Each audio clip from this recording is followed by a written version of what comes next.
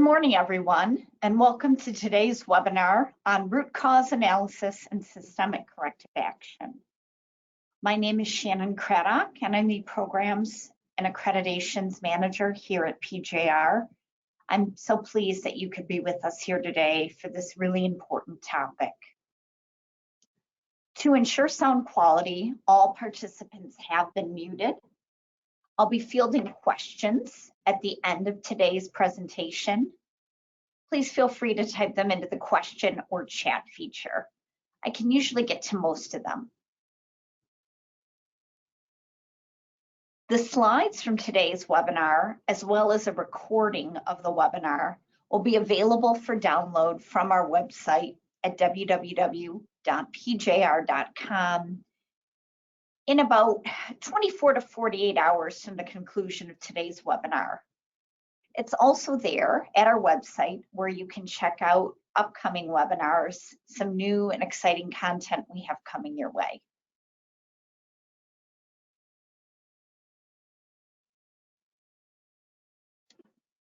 So today we're going to be talking about why we're doing this, why this particular topic. We'll talk about the audit finding and its three constituent parts. We'll talk about corrections or actions taken to correct the finding. We'll talk about root cause analysis, what makes a sound root cause, specifically focusing on the why technique, the 5 why technique. We'll talk about corrective actions, which are actions taken to prevent recurrence. And then we'll talk about preventive actions or actions taken to prevent occurrence of an issue in the first place. And then we'll talk about what makes a sound corrective action verification.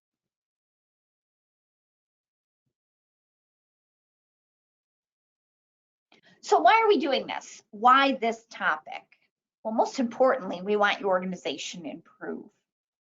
And there should be a strong correlation between third-party audit performance, so how you're doing in your certification body or registrar audits, and your quality record with your customers. So if you're doing well on those audits, your on time, on quality performance with your customers should be equally as strong. And that's because the purpose of a management systems audit isn't to convince the auditor to write as few findings as possible. Where a finding exists, it should be written. And you need to take systemic corrective action for each and every nonconformity that's found. And that will lead to the stronger correlation.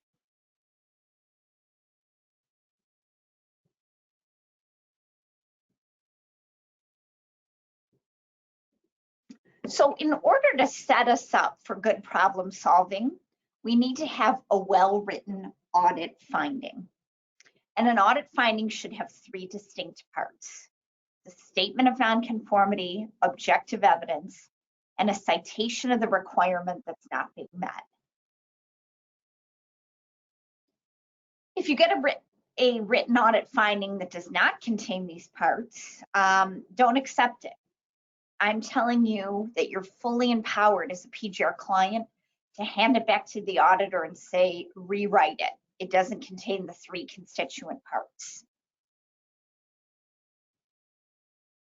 In fact, if your customers write you a finding, I would encourage you to hand it back to them as well. It really is important that you're set up for successful problem solving, and the input to that is a well-written audit finding.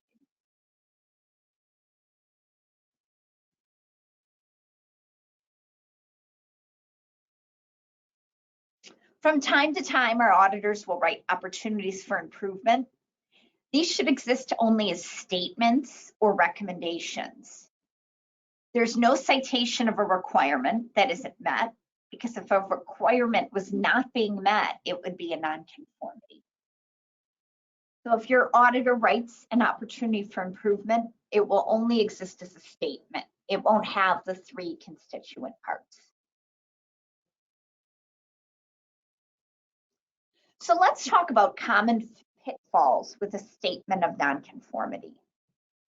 And the most common is that often we see the nonconformity recorded is not the true problem, but a symptom of the problem. So in order for problem solving to be successful, we need to express the problem as an issue with the system. If the problem is being expressed in terms of a particular person or one incident, it's at the symptom stage.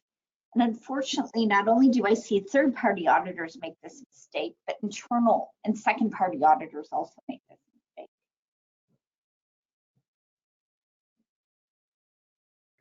So it's very important to get to the true problem, the systemic issue, or the problem-solving efforts are not going to be effective. Fixing symptoms will not stop the issue from recurring. So let's take a minute and kind of discuss something we can all relate to. In today's times, there have been instances where we've all felt lousy. We've had a headache, a sore throat, maybe we were running a fever. You can certainly take Tylenol or Motrin to alleviate your symptoms, and you may feel better for a while. That sore throat pain may go away, your fever may be reduced. But all the Tylenol in the world isn't going to stop the issue until we discover the true root cause. We're only fixing the symptoms of the problem, and that infection will persist if, for example, it's caused by the strep throat bacteria. You'll need to get a diagnosis of a strep throat infection and get an antibiotic to treat the infection. Taking Tylenol only treats the symptoms.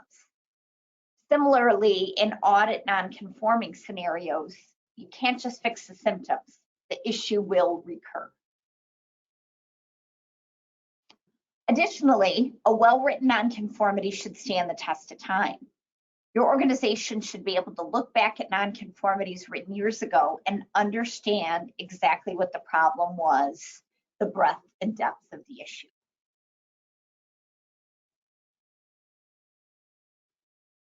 So let's look at some poorly written statements of nonconformity. Example 1. There was no training matrix for the first shift operator running job 9954 indicating competence to run that job.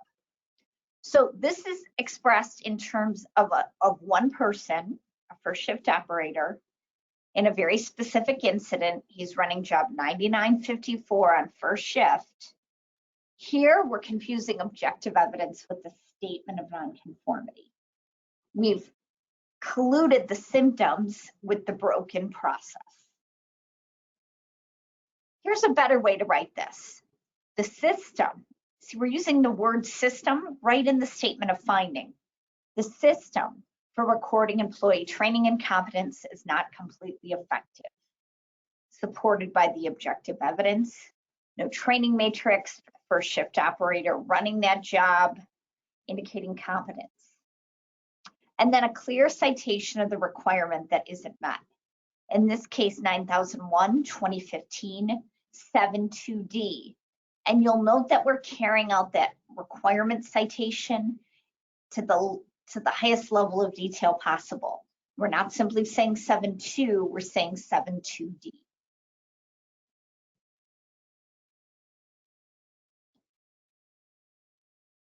So the best way to write this is the system for recording employee training and competence is not completely effective.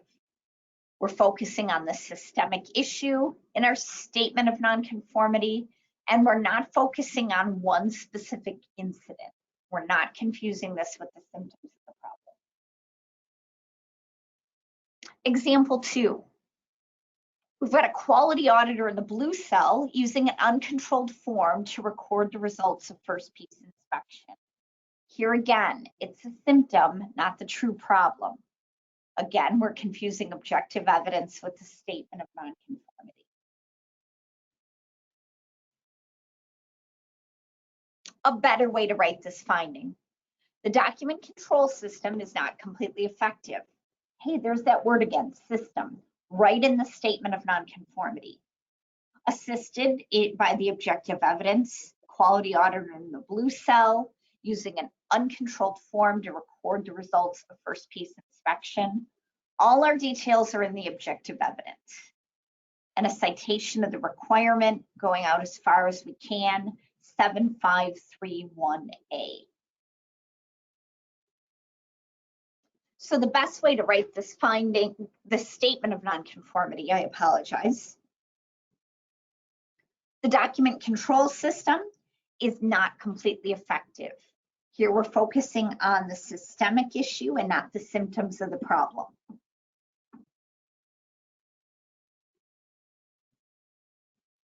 So in closing, keep the following in mind.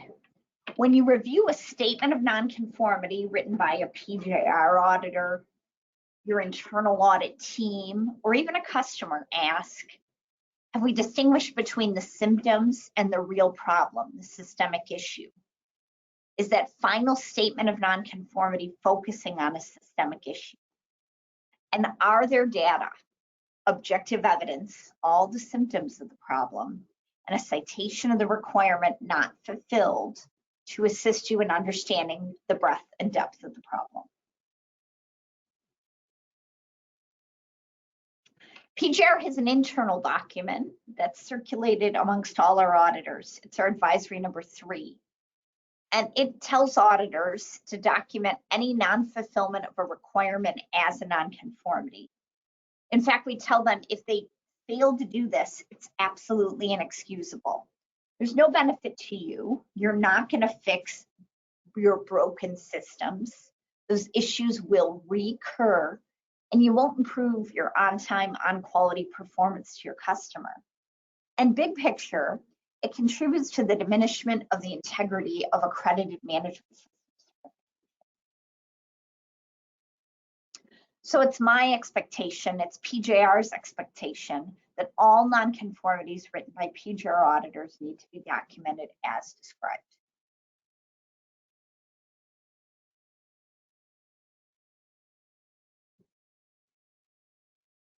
Okay, let's move on to corrections. Actions taken to correct. They're sometimes referred to as containment actions, and they're actions taken with respect to the symptoms of the problem. They're therefore incident-specific actions, and they're very important and should be taken as soon as possible to stop the symptoms from persisting. They typically take 2 forms. Something like, we calibrated the gauge that was found to be out of calibration, or we controlled the form that was not controlled, or adding a layer of inspection to catch any further occurrence of an issue. But remember, if you're adding a layer of inspection to your system, this is just adding cost. It's not adding value. Later, we're going to see that once a corrective action is implemented, then costly added inspections can be removed from your system.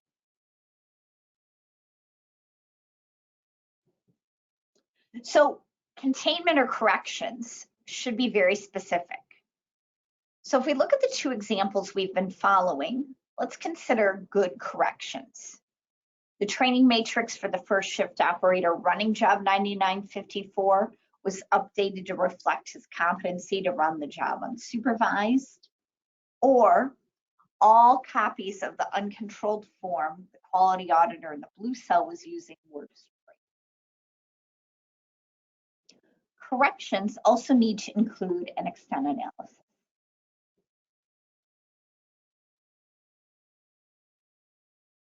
An extent analysis is also referred to as a look across. So your auditor may have found 1 instance or 2 instances during the course of their audit, but how many more are there? What's the depth and breadth of the problem? Our auditors uncovered 1 or more examples of a non-conforming situation. So they might have found a gauge that's out of calibration, or a document that wasn't controlled, or a training record that wasn't updated in a timely manner. Let's take a look at some extent analyses that are properly executed. And we'll stick with the 2 examples that we've been following throughout today's class. We verified the 2 gauges found by the PJR auditor, 2458 and 1354. Both were conforming. Our extent analysis included the 213 other gauges in our facility. Only one, 5858, was found to be out of calibration, was calibrated and returned to service. No product was measured with this gauge since it was last in a known state of calibration. Okay, so we cite the 2 gauges the PGR auditor found and what happened with them. Luckily, they were both found to be conforming. We talk about how deep our extent analysis went. It went to all the other gauges in our facility, and there's 213 of them. Only one out of those 213 was out of calibration. It was recalibrated and returned to service. And fortunately, no product was measured with this gauge since it was last in a known state of calibration. So our nonconformity report has been modified to include a blank for extent analysis. We've never made it a requirement to use the PJR nonconformity report form, but if you choose to use your own form, you must still include an extent analysis.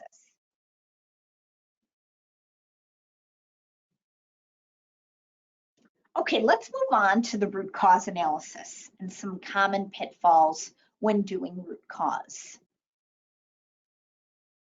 And by far, the most common pitfall is that many cars will restate the incident for the root cause analysis. And this is never acceptable. 2 examples. Our organization failed to update the training matrix for the operator running job 9954. Yes, we know that. We told you that when we wrote the finding. You're not telling us why you failed to update that matrix. Or the quality auditor in the blue cell didn't use the correct form to record the results of first article inspection. Again, we already know this. We told you when we issued you the finding. Why was it that that person wasn't using the correct version of the form? Additionally, some cars give containment actions for the root cause analysis. And while this isn't as common, I still see this and it's not acceptable.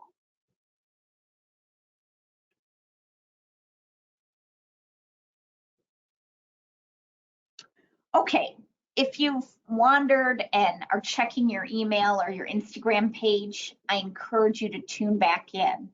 This is the most important slide in today's presentation. A good root cause analysis will answer the question, what in the system failed such that the problem occurred? I'll repeat that. Good root cause analysis answers this question. What in the system failed such that the problem occurred? The focus is on the system, not the incident. In fact, that word system shows right up in that question. It's possible that a problem may have multiple root causes, or a problem may have several possible root causes. If you're unsure of the root cause, all possible root causes will require corrective action until you can figure out what the true root cause is.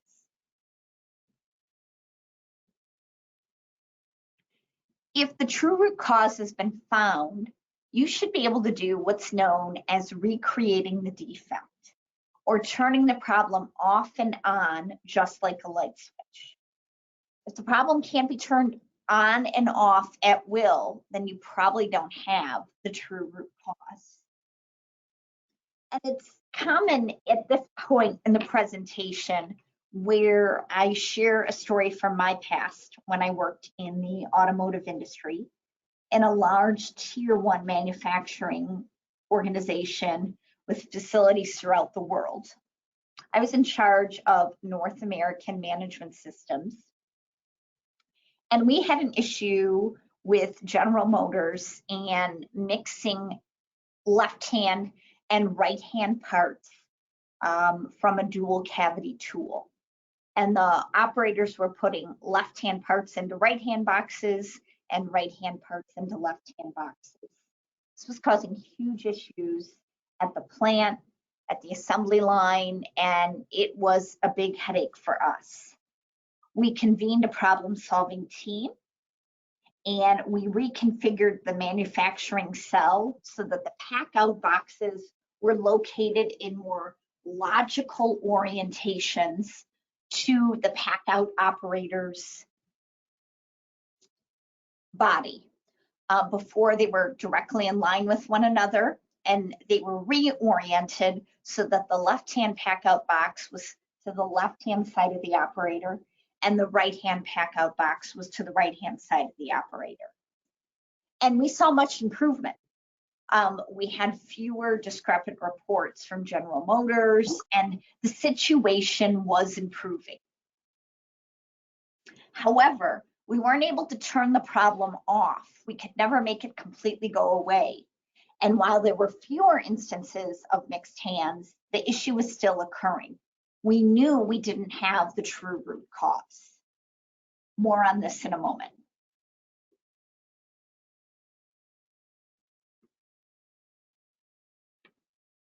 So there are a lot of different techniques for root cause analysis. Is not the fishbone or Ishikawa diagram, and the 5 why technique.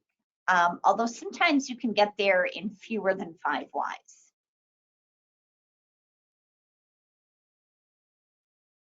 Today we're going to focus on the 5 why technique. So let's take our first nonconformity. The system for recording employee training and competence is not completely effective. And the symptom of the problem that we saw, that's captured as the objective evidence, no training matrix for the first shift operator running job 9954 indicating competence to run that job. So why was it that the training matrix wasn't updated? Well, our first why, the first shift supervisor failed to update the training matrix as required by the first of the month. Well, why did they fail to do this? Well, before the end of the previous month, the HR manager would email the training matrix template to all the supervisors, but it didn't happen this particular month. Why? Our third why. The HR manager left the company before the end of the month, and a replacement did email the template to all the supervisors. And the fourth why didn't she email the template? Well, the procedure for training didn't include a requirement to prompt the new HR manager to email the template to all the supervisors, and that's why it didn't happen. Now, this can be somewhat subjective. How do you know you've gone far enough with your why analysis? Some strategies to ensure success. Make sure your 5 why or problem-solving team includes people from various disciplines: manufacturing, quality, materials, engineering. It should not be just the management representative sitting at his desk at 4:30 the day before the corrective actions are due to PJR doing the problem solving. You need input and perspectives from various people. Now let's get back to the story I was telling about my experience at a tier 1 automotive supplier where we were mixing left-hand parts and right-hand parts for General Motors. We reconfigured the manufacturing cell arrangement. We moved 3 presses to make that happen to the tune of thousands of dollars. And while the incidence of mixed hands was improving, we didn't turn the problem off like a light switch. So we knew we didn't have the true root cause. So we reconvened our problem-solving team, and we invited a few more people. And we included a 3rd shift material handler that wasn't previously included.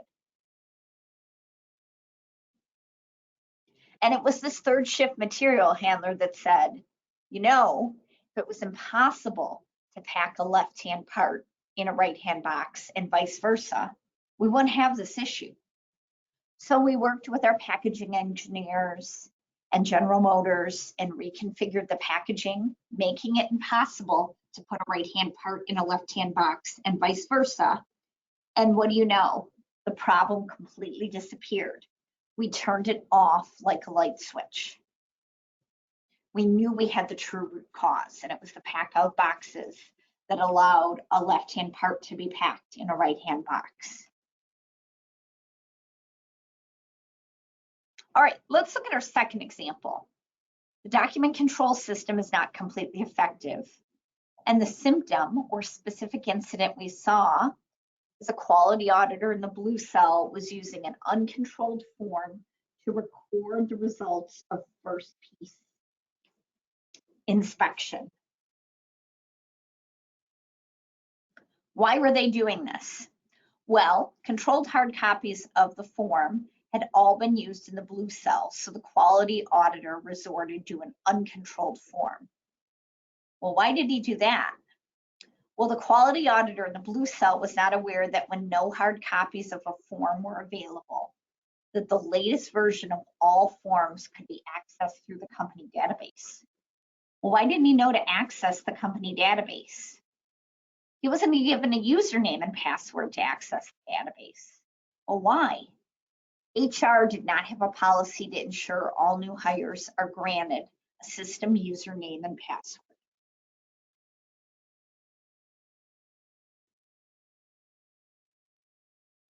So keep in mind some things that PJR will not accept for root cause.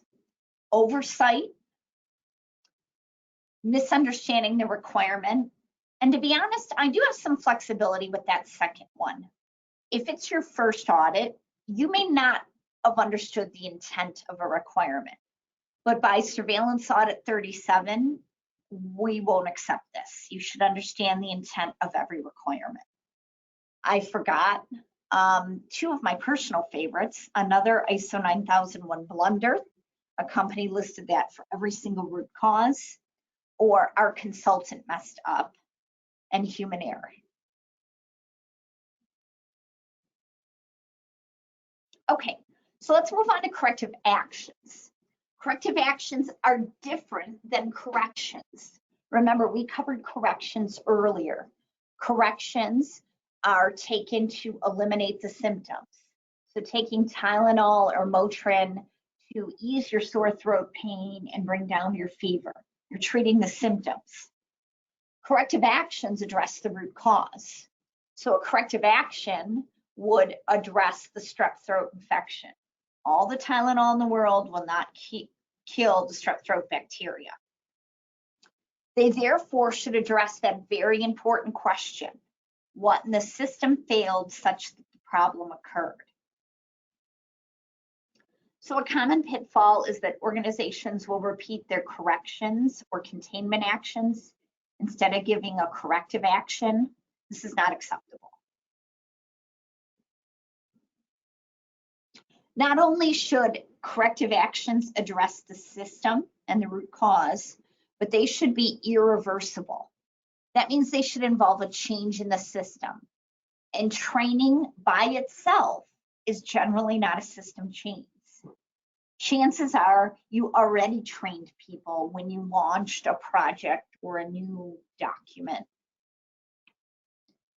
And as I said before, incident-specific actions or corrections containment are not irreversible. And in the automotive and some other industries, corrective actions should prompt changes to the DFEMA, PFEMA, and control plan, and may require a new PPAP. There needs to be at least one root cause for one corrective action for each root cause that was identified. Subsequent data should show that the problem has 100% disappeared. So returning to my story, when we thought the root cause was the poor configuration of the manufacturing cell, subsequent data showed that the situation was improved, but the problem hadn't 100% disappeared. We knew we didn't have the true root cause. When we reconfigured the product packaging, however, the problem 100% disappeared, and we knew we had the true root cause. So let's look at good corrective actions for the scenarios we've been following throughout today's webinar. The system for recording employee training and competence is not completely effective. Our corrective action, Section 4.6 of the procedure for training was updated to include a requirement for the HR manager to email the training matrix template to all supervisors before the end of each month. The new HR manager was trained and she added a reminder to her Outlook to perform this task. Does this corrective action address the root cause? Let's scroll back and see. The procedure for training did include a requirement to prompt that new HR manager to email the template to all the supervisors. And now the training procedure has been updated. There was a training event, but not just a training event. And an Outlook reminder was added.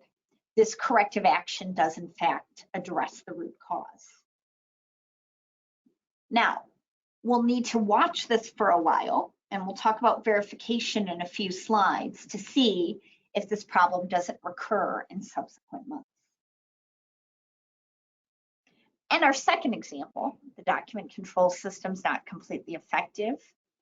Our corrective action for that finding, the new hire work instruction was revised to include a requirement to grant new hires a username and password for the database, and HR personnel were trained on this change. Does this corrective action address the root cause? HR didn't have a policy to ensure all new hires are granted a username and password. And now we revise the work instruction to make that a requirement. That corrective action does address the root cause. Again, only time will tell if we have the correct root cause. Another helpful hint, if training is part of the corrective action response, and again, remember, training shouldn't be the only corrective action, the response should also contain the technique that will be used to verify training effectiveness. Are you going to administer an exam, for example? Okay, let's spend a few minutes talking about preventive actions. Preventive actions answer one of two questions. What other systems exist that might have the same root cause present? Or what systems could I have had in place that would have prevented this from happening? Common pitfall is that many corrective action reports will put corrective actions for preventive actions. But remember, preventive actions address the future and not the past. What could still happen, not what did happen. Preventive actions are going to address the system. They're not going to be at an incident level, because if there was an incident, you would have a true non-conforming situation where you would need a corrective action. Preventive actions involve changing the system to prevent future issues. Preventive actions are not only identified because of nonconformities, however.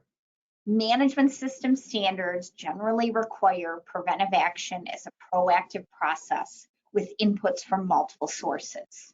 Near miss reports, 5S programs or other lean initiatives, employee suggestions. In other words, no nonconformity should never mean no preventive action. FEMA, one of the best tools for preventive action. All right, and let's close by talking about verification, which is a very critical and often not performed step to round out the problem-solving process. One reason for this is that many CAR forms don't have places for verification at the appropriate locations on the form. So in a sound verification exercise, what should you look at? Well, one, you want to make sure that containment or corrections have been taken. You have done a proper root cause analysis and found the true root cause, meaning you can turn the problem off And when you recreate that defect, you reintroduce the flawed packaging, for example, the problem recurs and you've turned it on again at will. Once you have the true root cause, irreversible systemic corrective actions have been implemented. Containment actions or corrections that are that costly added layer of inspection have been removed where appropriate, and preventive actions have been considered. When you're doing your verification exercise, remember that corrective actions are meant to be irreversible, but they're often reversible. When you're changing a system, it means you're changing how work is performed. Change is difficult for people. Systems tend to return to where employees feel comfortable. So you may want to continue to verify actions even after you get positive results on the first verification. In fact, I heard statistics that you should be verifying for a period of 6 months at appropriate intervals in that 6-month period before you can close a finding. I would like to acknowledge the IEOB for sharing some of their slide content as an input to this presentation. And I'll now open the floor to any questions or comments that you may have. And again, type those into the question or chat feature.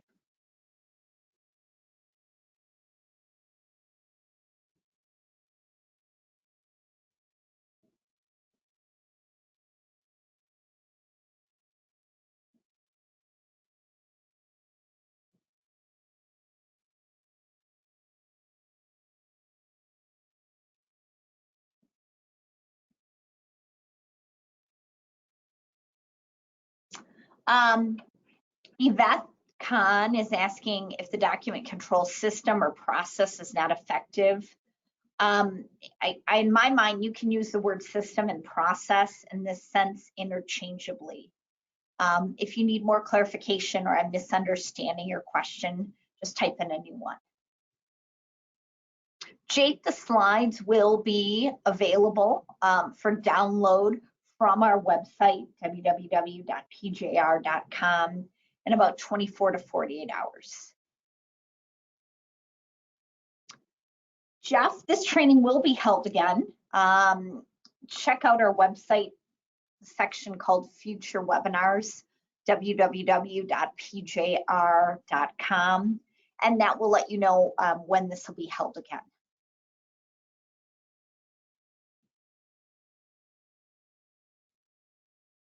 Andrew's asking why we stopped at the 4th why.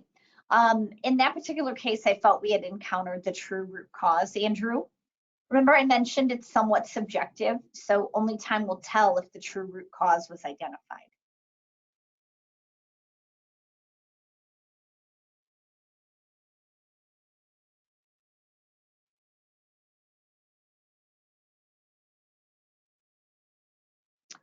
Adam's asking what's the quote for the root cause analysis about what in the system failed such that the problem occurred. So that's it, Adam. What in the system failed such that the problem occurred?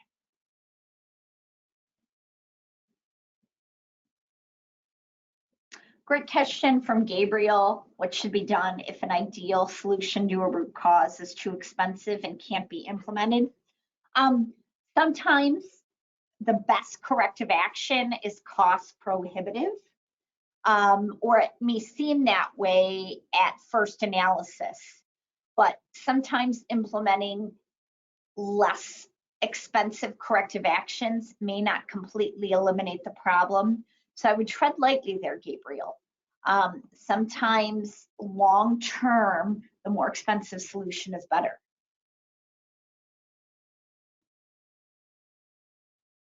Yes, Bobby, in about 24 to 48 hours, these slides will be available on our website.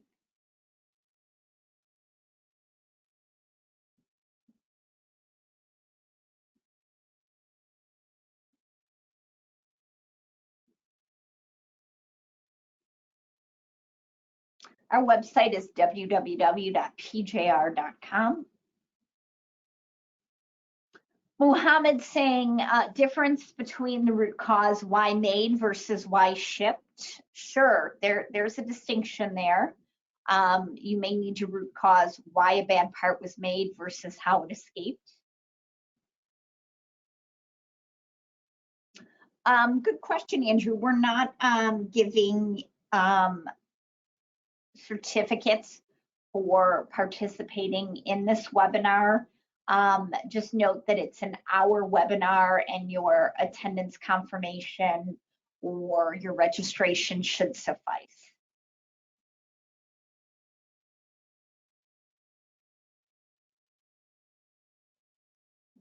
Tom's asking if you can stop before 5 whys, and sometimes you may get there. That's possible.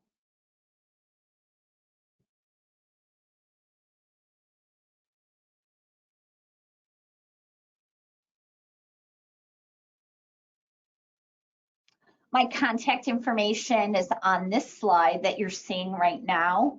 Feel free to reach out to me if you have any additional questions, Susanna, or anyone.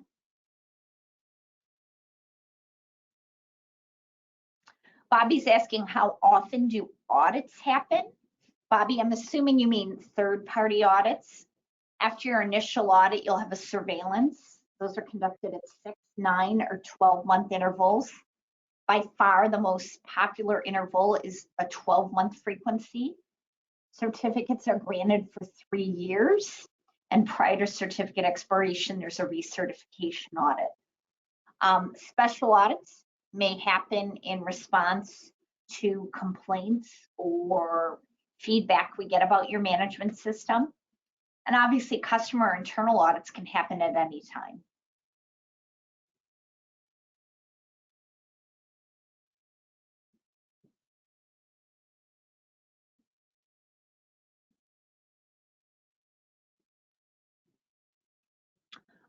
Cecilio is asking a question.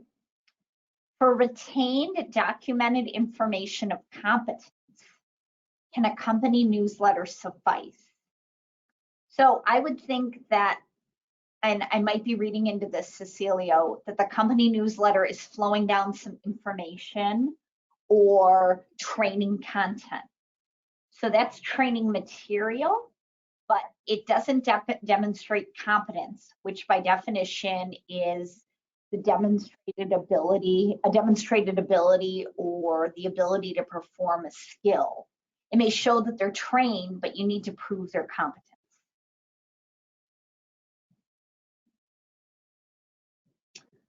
Bull is asking if an internal audit should be carried out by a certified internal auditor.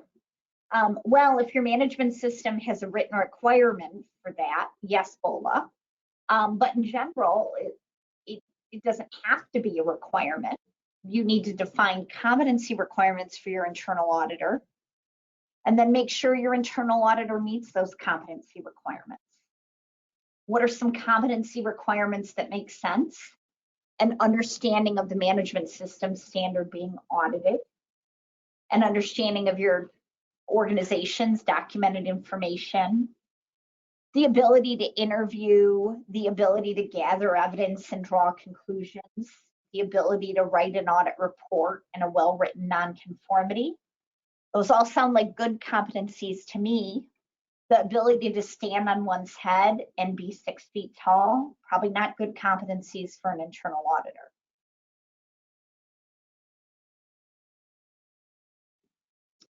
Mohammed's asking if root cause training is a requirement.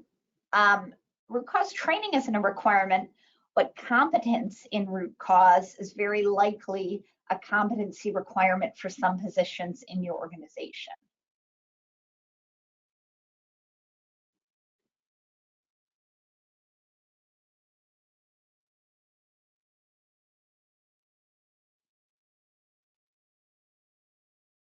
Michelle is asking, if you evaluate a corrective action and find that you need to change the action during the monitoring period, do you extend the date the car is due or start a new one?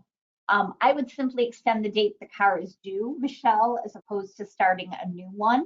That way you have that history within that single nonconformity report. Folks, the rush with closing things on a corrective action log needs to stop. That mindset needs to stop. What's important is that you take prompt containment to stop the bleeding. But you need to take your time and make sure you identify a good root cause, implement a corrective action, and keep it open long enough to ensure the problem has 100% disappeared.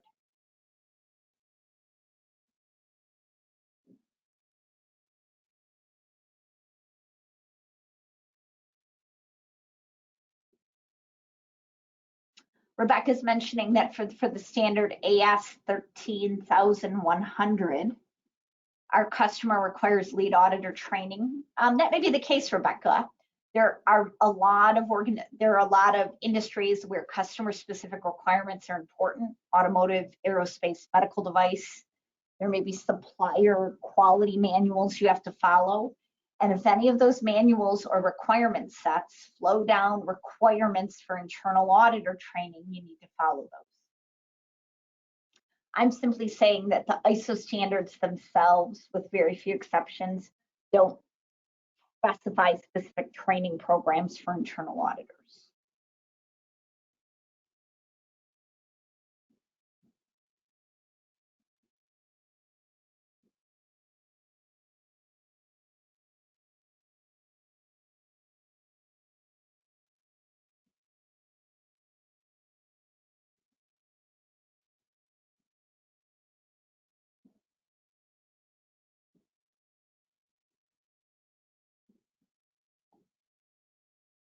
Marquetta is asking, how is competence determined other than by training? Well, training is only one way to meet a competency need. A competency need could be satisfied by self-study and an evaluation, an exam, for example. Perhaps it could be fleshed out by an interview where the interview results are documented by a technical expert. Observation, observing somebody doing a task can deem them competent. It's important, though, that you create a record of that observation. It's important not to confuse training, which is simply one way to fulfill a competency need, and competence.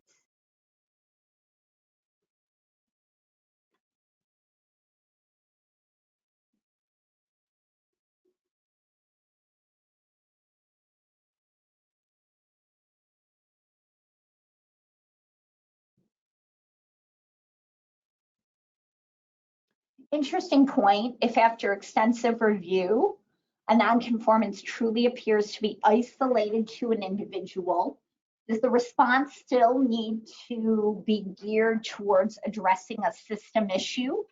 There may be some flexibility here. As I said before, there are shades of gray. However, you need to have the subsequent data that shows the problem has never occurred again and it truly is isolated to that one individual. And where that approach fails is an organization will say, this is a one-time thing, a one-person thing, human error, but they never have the subsequent data to back it up.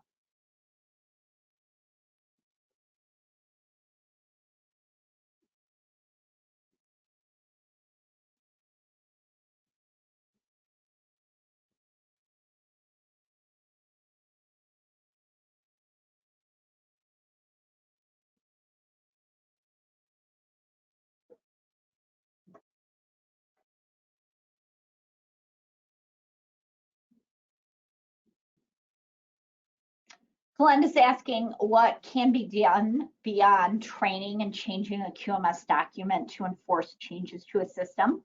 That's one approach. Changing equipment, adding error proofing to equipment, changing the way training is done, making the training more interactive, re-engineering packaging. All of those are examples. It really depends on the scenario, Glenda.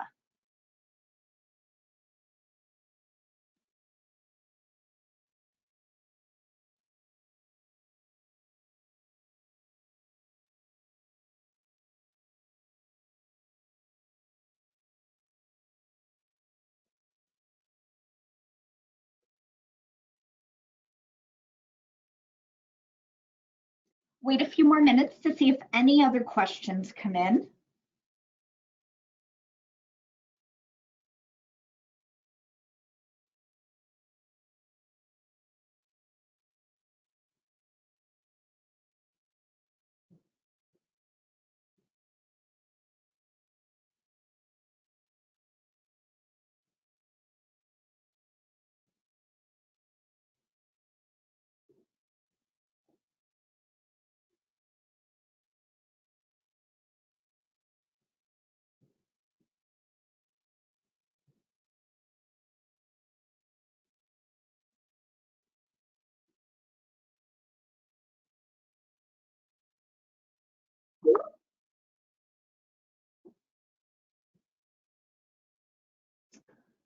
Thomas is asking, when do other techniques other than 5 whys work better? I don't necessarily think that a certain type of finding is better suited to a certain problem-solving technique, Thomas.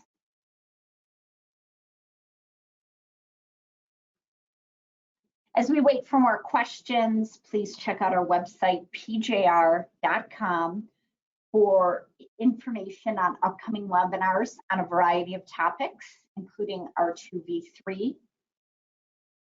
This root cause corrective action presentation will be facilitated once again.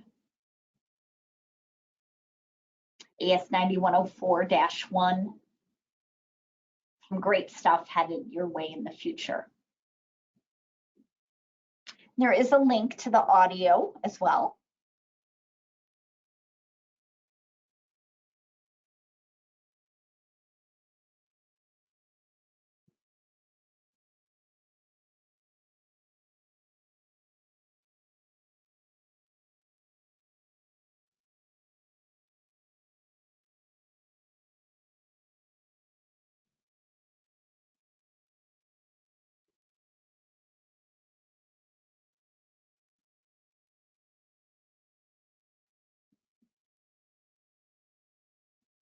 Okay, folks, that appears to be all the questions. I thank you for your time today, and I look forward to meeting you again on future webinars.